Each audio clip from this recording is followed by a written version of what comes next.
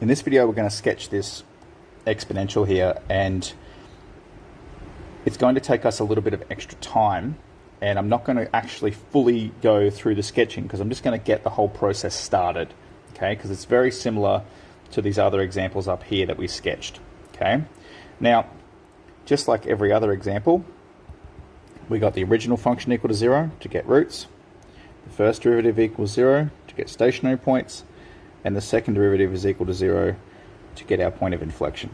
So where is this equal to 0? So where is 2x e to the x equal to 0? Well, when 2x equals 0 and when e to the x equals 0.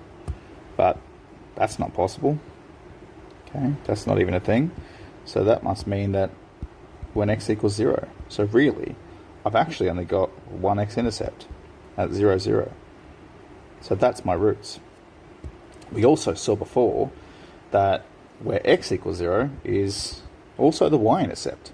Okay, we could also test this by saying, well, f of 0, y-intercept is where x is 0, so 2 times 0 times e to the 0, 2 times 0 times 1, well, that's just 0. Okay, so our y-intercept is 0, 0. But we didn't need to test that, we knew that. So first derivative, now this is the tricky bit, it's a product rule. So we need to use our product rule. Now I'm not going to show you writing u dash, v, v dash. I'm going to assume that you're quite comfortable at this point in time.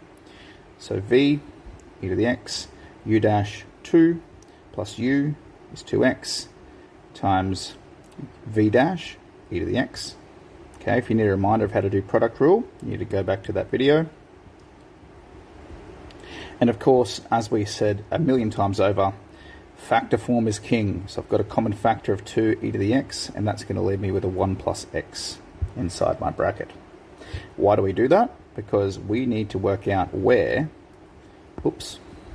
we need to work out where this equals 0, and whenever it's in factor form, we can just use null factor law. So 2 e to the x equals 0, 1 plus x equals 0, x is negative 1, and then on the left side, not possible.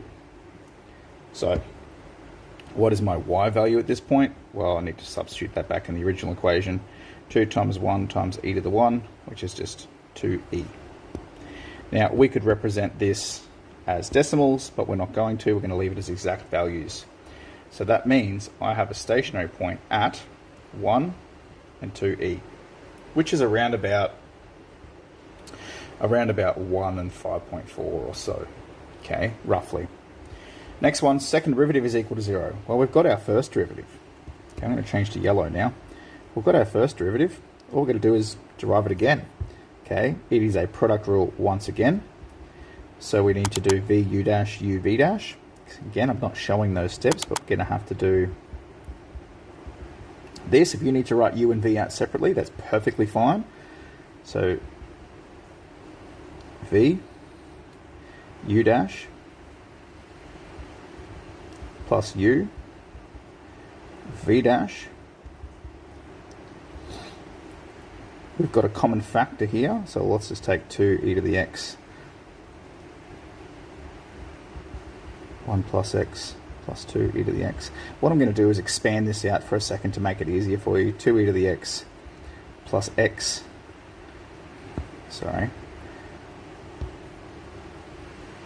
plus 2x e to the x plus 2 e to the x. So all I did here was expanded out this bracket. The reason I did that is now everything has a nice little e to the x as a common factor, and everything also has a 2 in front of it. So I'm going to take a 2 e to the x as a common factor. That's going to leave me the 1 plus x plus 1. So 2 e to the x, x plus 2. Why did we do that? Well, once again, factor form is king. We want to find out where this is equal to 0. So where is 2 e to the x, x plus 2 equal to 0? Well, null factor law. Where 2 e to the x equals 0, where x plus 2 equals 0. So x is equal to negative 2. And where is an exponential equal to 0? Not possible. So I now know that my point of inflection here is at x is negative 2. If I want to work out what the y value is of that, I need to sub negative 2 back in my original function.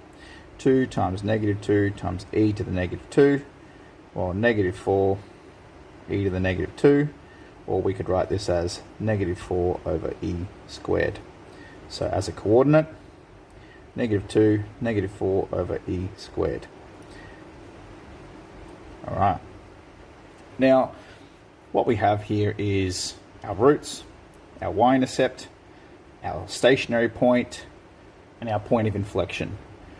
What we don't know yet is this stationary point a min or a max? So what we need to do is we need to do a test. Now, we can simply test exactly at this x value for our stationary point. So we're going to go test at x equals 1. So that's where f dash dash of 1. So we just need to sub 1 into the second derivative, and that's going to be 2e to the 1 plus 2, which is 2e times 3, which is 6e. Well, clearly that is a positive, which means we're going to concave up. Therefore, if we're curving up, it must have been a minimum. So we've got all the information we need to sketch it. If we did want to sketch it, all we would have to do is put these values here, such as this 2e and this negative 4 over e squared, put that back into decimal form, and that'll make it a lot easier for us to sketch.